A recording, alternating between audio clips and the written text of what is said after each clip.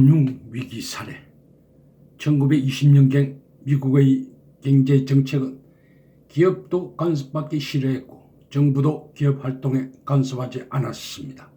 기업은 투자를 활성화시키고 기술이 월등한 기업을 합병을 촉진하고 생산은 늘어나고 주식의 시세는 계속 상승하고 있었습니다. 기업의 생산을 높이면서 매출이 늘어나면서 이유는 상승하고 있었지만 노동자들은 상대적으로 빈곤을 가져옵니다. 왜 그런 현상이 일어나겠습니까? 공장이 기계화되면서 일자리를 빼앗겨야 했고 상품에 대한 구매력이 약해져 갔습니다. 1927년경 주택 가격이 하락하면서 미국 경제에 먹구름이 닥쳐오면서 불길한 조짐이 보이기 시작합니다. 공장은 계속 늘어갔지만 공장을 돌려도 이유는 줄어들었던 것입니다. 그 사이 미국의 주식 투자 열기는 수그러들지 않았고 서부 개척 초기 광활한 토지에 말똥만 박으면 자기 땅이 되어 먼 훗날 금값으로 변하듯이 주식 투자는 유행처럼 번져 갔습니다. 남은 돈으로 투자를 하다가 돈을 빌리고 집을 저당 잡히고 땅을 팔고 심지어 사채까지 동원하여 주식에 투자합니다. 주식 투자는 과히 상상을 뛰어넘을 정도로 너도 나도 날뛰었던 것입니다. 1929년 미국 경제의 두 축이던 철강과 자동차의 생산이 기울어지기 시작합니다. 그 속에서도 정권시장만 활기를 띠어 절정에 이르르고 있었습니다. 유럽에서 투자했던 많은 부자들은 주식을 팔고 돈을 빼어 바다 건너 가져가기 시작합니다. 은행은 빌려준 돈을 고객들에게 갚으라고 독촉하기 시작합니다. 투자자들은 모두 현금 마련을 위해 연쇄적으로 주식과 부동산을 팔기 시작했고 여파는 순식간에 미국의 부자들을 덮치기 시작합니다. 많은 사람들이 동시에 팔기 시작한 주식값은 곤두박질 치기 시작합니다. 주식에 투자하기 위해 집이나 땅을 잡혔던 사람들은 파산하게 되고 은행은 이자 받는데 재미를 붙여서 돈을 빌려주는 데만 운영했던 것입니다. 은행에 투자했던 고객들은 돈을 찾으려고 일시에 은행에 닥치자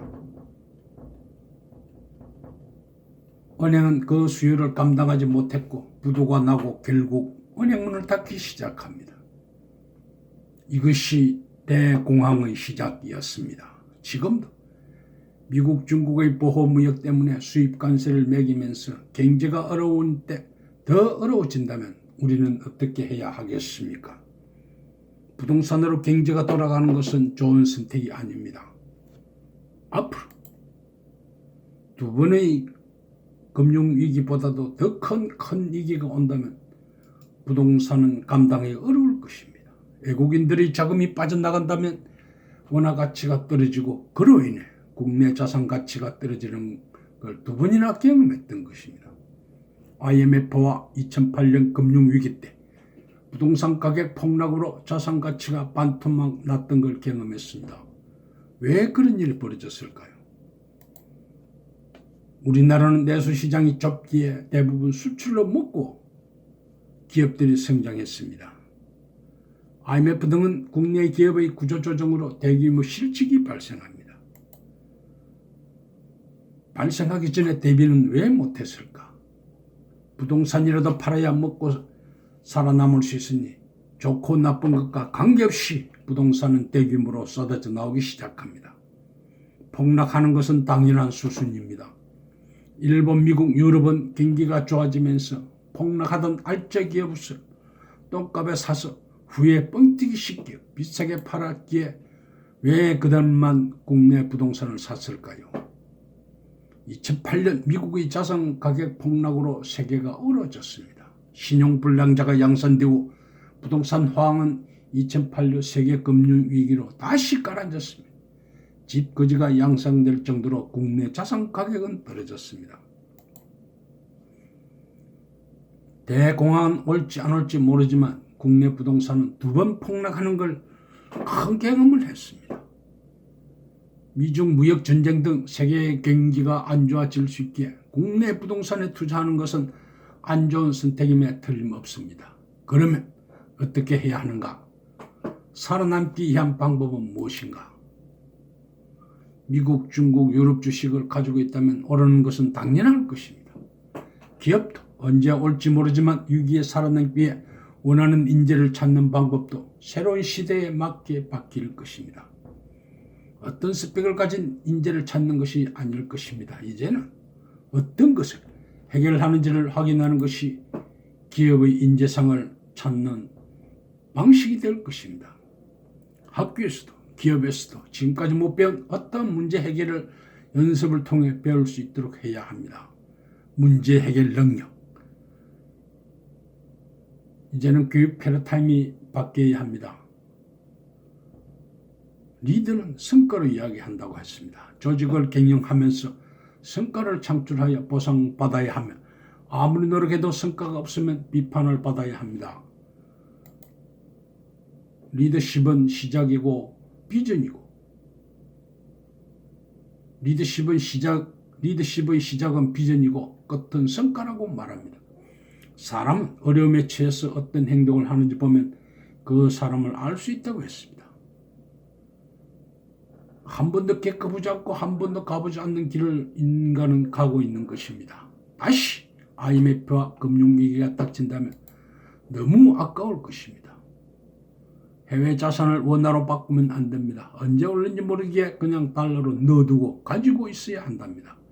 환전을 계속하면 그 수수료로 많은 돈이 나갈 것입니다. 굳이 돈을 바꿀 필요가 없다면 그냥 증권사 계좌에 달러로 묻어두는 것이 좋을 것입니다. 어떤 나라가 어떻게 될지 아무도 모릅니다. 그 나라에서 주식을 팔아 돈이 계좌에 있다면 그냥 그 나라 돈을 묻어두는 것이 좋습니다. 달러가 치솟는 경우 달러와 자산으로 전부 환전을 해놓는 것도 방법입니다. 한국의 돈을 달러로 바꾸어 놓아야 합니다. 한국의 돈은 위기가 발생되면 바로 가치가 저하될 것이기 때문입니다. 무조건 달러화라고 말합니다. 단기적으로 손해를 볼 수도 있지만 안전한 주식 위주로 사라고도 합니다. 큰 위험을 대비한다고 봤을 때 원화를 달러로 바꾸어 놓는 것은 현명한 선택입니다. 해외 안전한 나라에 자신의 비중을 늘려서 미래에 대비해야 하는 것도 좋습니다. 미래의 변화, 경제와 부의 중심이 이동될 것이고 부가 형성되는 방식도 달라질 것입니다. 걱정 대신에 기회에 집중해야 합니다. 위기의 변화에서 기회를 찾아내고 발견한 기회를 내 것으로 만들 미래의 전략을 세워 차근차근 실행해 온 거야 합니다. 위기 속에서 기회가 찾아온다고 했습니다. 위기가 닥칠지도 모르지만 준비하여 슬기롭게 이겨내는 방법 하나의 인간 기술이 될 것입니다. 감사합니다.